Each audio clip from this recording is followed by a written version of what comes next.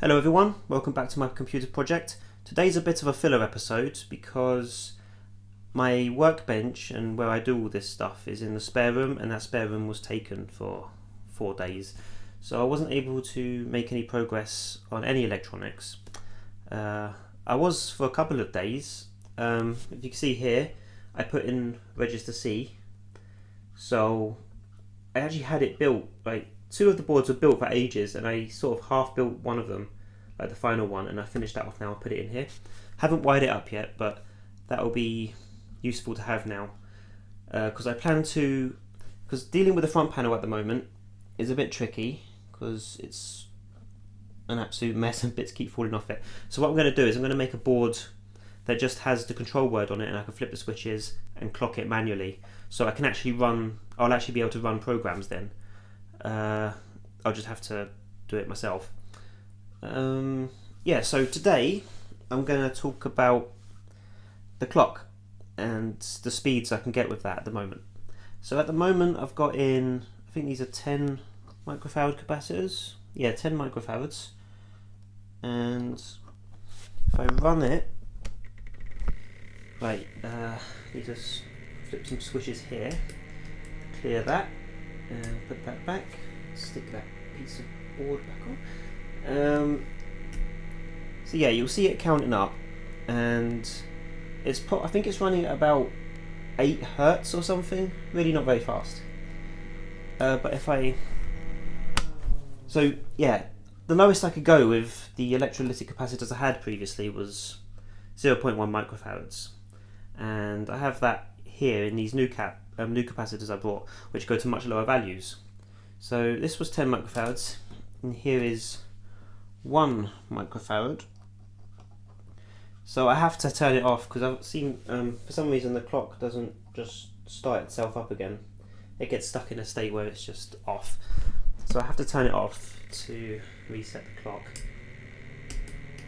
Clear the memory, and yeah, you'll see that's a lot quicker.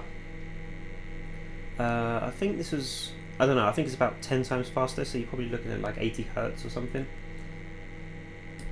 And so yeah, I just kept going down. So that was 1 microfarad, so this should be 0.1 microfarads. Get it in there. So yeah, I designed my clock in a way that I can just swap in and out capacitors and stuff, so it makes that a bit simpler. And yeah, you'll see there's still clocks and it's super fast. So this is counting from 0 to 255. So if you look at the last bit, you see it's flashing like 4 times a second. So this, you're already looking at like a kilohertz here, which is pretty neat.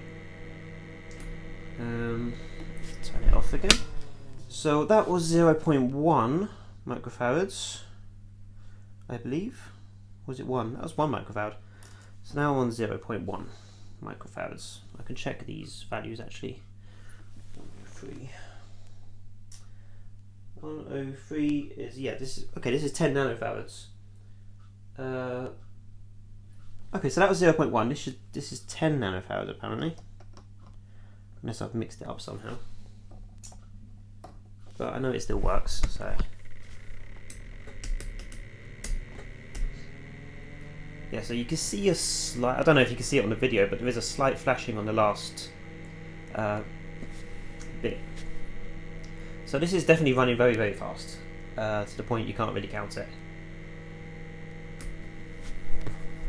And after that, I went to, what's next? 1 nanofarad?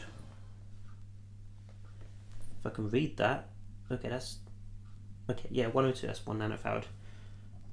So this is very small, but it still runs.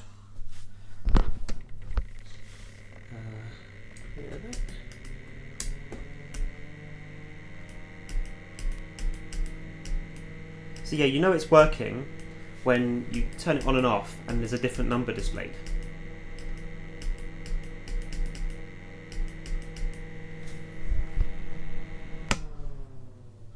So that means it's definitely counting.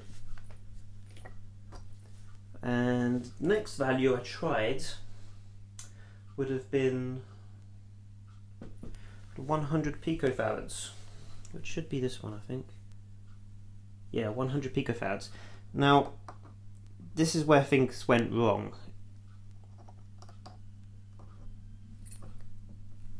So there's some weird screaming outside. Anyway, yeah, so you can see the clock didn't even come on then. And why did that just bzz? I don't know. But yeah, you can see the clock doesn't come on. I can still change stuff, but it doesn't, there's nothing actually there. And forgive that flashing, that's just, there's something loose on the front panel that causes that. So yeah, when I went down to 100 picofarads, I had to go back up, and what I tried, I think, was this one. This is 470 picofarads, and I think this was the one that worked. So, like, this is the lowest I could go. So, yeah, you'll see the clock is on. I mean, it doesn't look like it's flashing, but it's definitely counting.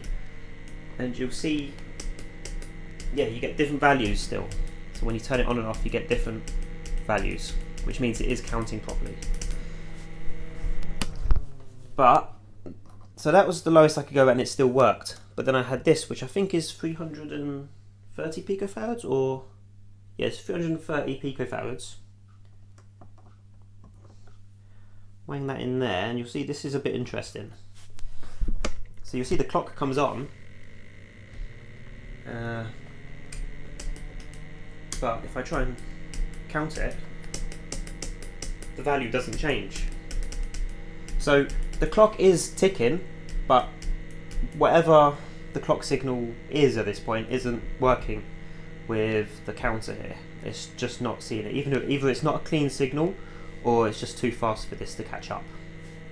I'm not sure. I haven't got an oscilloscope, so I just have to guess at what's going on here. But yeah, so the clock design is a bit basic. It's, the signal is trying to be a square wave, but there is a bit of leakage when it drops low, so it goes high and then it drops lows more gradually than it goes up. So it might be going so fast that it's going back up before it's finished going down. So I don't know, I could probably throw in some just inverters in there, just really cut up that signal, really cut it into nice squares. Yeah, so that was the lowest I could go and get the clock working, but yeah, the rest of it didn't. So it was 470 picofarads was the bare minimum. And I can't work out what speed this is. So we know we got to like a kilohertz on one of the other ones, but at the moment this is running directly through the counter, which realistically it won't do. It'll actually run through the instruction cycle, which there's 6 cycles.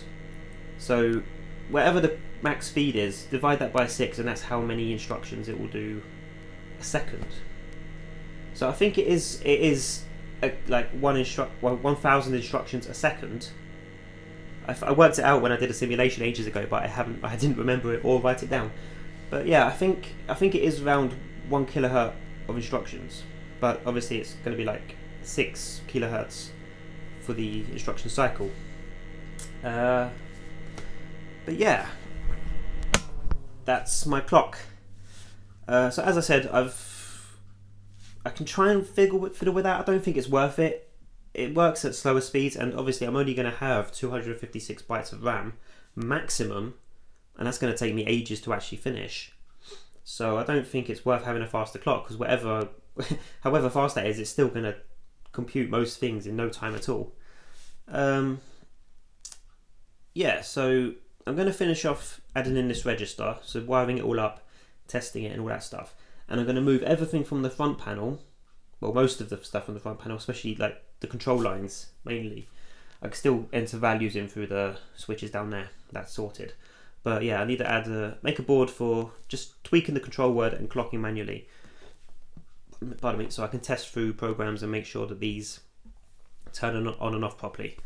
So I might need to do something hacky, because like I said, with the RAM and the addressing board, I need to put capacitors in it so that the value was the value that was there stayed there a little bit longer so that there wasn't any glitches.